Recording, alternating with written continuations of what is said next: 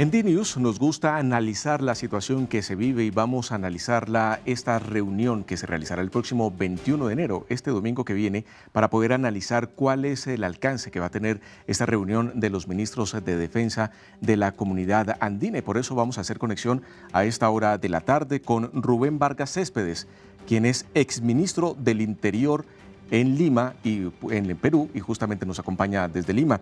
Señor Rubén, un gusto saludarlo. Gracias por estar aquí en DNews. Le saluda Sergio González.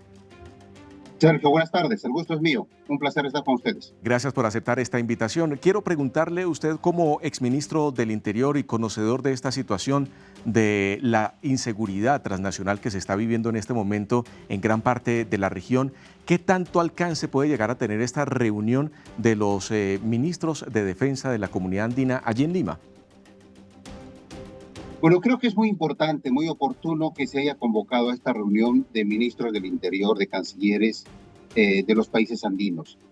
Ojalá que no sea solamente un acto protocolar, un acto diplomático y se genere un documento de esos que se suele, digamos, expresar rechazo o consternación. Creo que ya no estamos para ese tipo de protocolos y necesitamos pasar a la acción.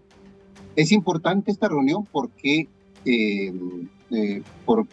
tiene que conducir a el planteamiento al inicio de una discusión para poder tener una estrategia conjunta, una estrategia regional conjunta contra el crimen organizado. Es necesario que nuestros gobiernos entiendan que el fenómeno criminal no es un fenómeno local, nacional, doméstico, no. Digamos, una característica importante que estamos observando en estos últimos años es que el crimen sea transnacionalizado, el crimen sea internacionalizado. El crimen organizado está pasando las fronteras principalmente de los países andinos. Entonces creo que es importante, es urgente que entiendan eso nuestros gobernantes, nuestros políticos, y empecemos a hablar, empecemos a trabajar en una estrategia regional.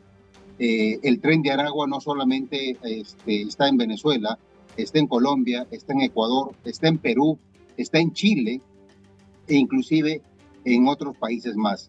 Exactamente las mismas, hay otras estructuras criminales muy similares, parecidas, como los choneros, por ejemplo, como los tiguerones de Ecuador, que operan en ese país, pero también están empezando a hacer su presencia en el Perú.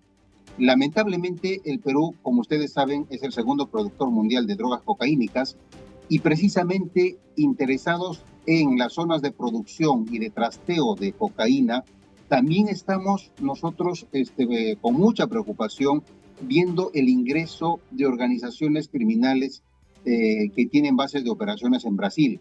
Me refiero al Comando Vermelo y al Primer Comando Capital, que están ingresando por el oriente peruano siguiendo la ruta fluvial del río Amazonas e ingresando hasta las zonas de producción de drogas cocaínicas en el nororiente del Perú.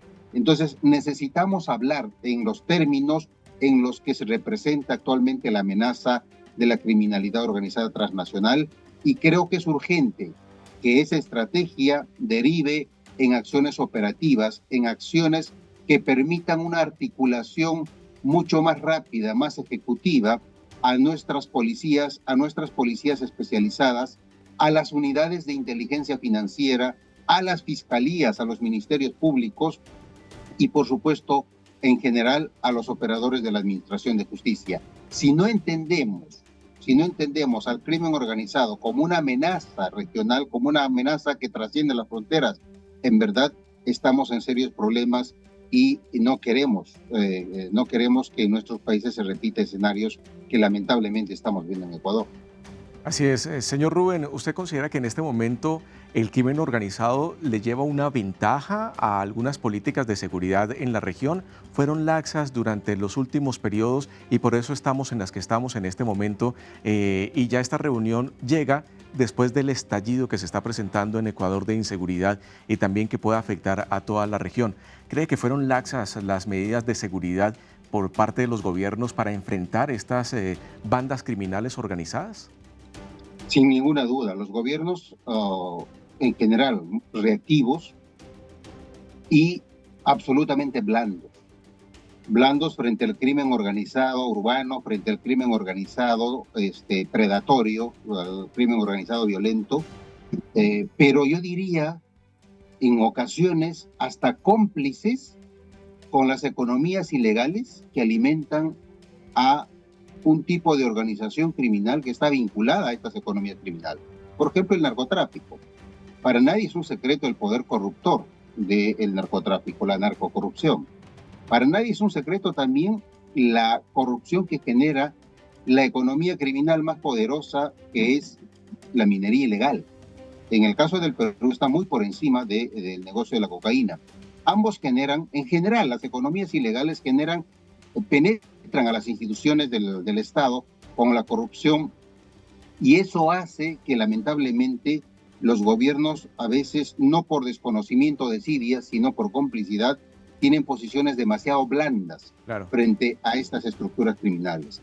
Entonces, no solamente hay una reacción a destiempo, reactiva, no solamente eso ocasiona que el crimen organizado nos lleve muchísima ventaja, sino que de parte de los estados a veces, o parte de los gobiernos, a veces simplemente no se les quiere hacer frente por ese nivel de penetración de la corrupción. Ok, ya para ir finalizando esta entrevista, señor Rubén, hablemos del presupuesto, porque aunque hay una muy buena intención por parte de los gobiernos para reunirse y ver qué pueden hacer para poder combatir el crimen organizado transnacional, de esto se necesitan recursos. Se necesitan recursos para poder ser más operativos, tener recursos en armamento, en inteligencia, por supuesto en software, en cámaras con inteligencia artificial, que puedan ayudar en este momento donde está la tecnología a poder combatir este tipo de bandas. ¿Usted considera que en tema de financiación por parte de los gobiernos estarán dispuestos a aportar dinero para que esto sea una lucha mucho más efectiva, que no se quede porque no tuvieron los recursos necesarios para enfrentar a las bandas criminales que tienen todo el financiamiento ilícito y que pueden adquirir armas de una manera muy fácil? ¿Cómo pueden los gobiernos poder solventar este financiamiento para combatirlos? Bueno, sin ninguna duda de que proveer el servicio de seguridad no es barato. Sin embargo, el problema de la inseguridad es un problema recurrente en todos los países de la comunidad andina, y en muchos de estos países es percibido como el principal problema que preocupa a las personas. Entonces creo que el Estado, el gobierno, tiene que entender que tiene que invertir en proveer ese servicio básico que es la seguridad, exactamente igual como lo es la educación, como es la salud.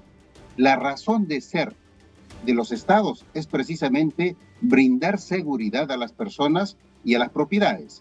Si el Estado, los gobiernos, no están en capacidad, en condición de proveer ese servicio básico que es la seguridad, entonces con toda razón los ciudadanos nos tenemos que preguntar entonces ¿para qué sirve el gobierno? ¿Para qué sirve el Estado? Y se convierte, por supuesto, en terreno fértil para los discursos anarquistas, para los discursos antisistemas, y eso ya se convierte, por supuesto, en un serio problema para la democracia, para el Estado de Derecho. Y no queremos llegar a ese punto, por supuesto, y para eso, en efecto, se necesita invertir para recuperar espacios ganados por el crimen organizado. Y necesitamos que ese presupuesto probablemente tenga que discutirse en torno a esta estrategia regional contra el crimen organizado. Insisto, ya no hay tiempo, el tiempo apremia, no podemos quedarnos solamente en los discursos protocolares. Esta estrategia tiene que estar acompañada de un presupuesto que permita a las policías, al Ministerio Público, a los operadores de administración de justicia ser eficientes en su mandato de controlar el crimen organizado, porque por supuesto, si no, simplemente esto no funciona. Así es, pues señor Rubén, gracias por estar con nosotros aquí en DNews. De seguro que la siguiente semana vamos a conectarlo nuevamente para conocer sus opiniones después de esta reunión. ¿Cuáles serán los alcances? ¿A qué se comprometen los gobiernos en temas de seguridad para poder combatir el crimen organizado que está golpeando la población, no solo en Ecuador, sino casi en todo el continente latinoamericano? Feliz resto de tarde para usted. Gracias, encantado. Muy bien.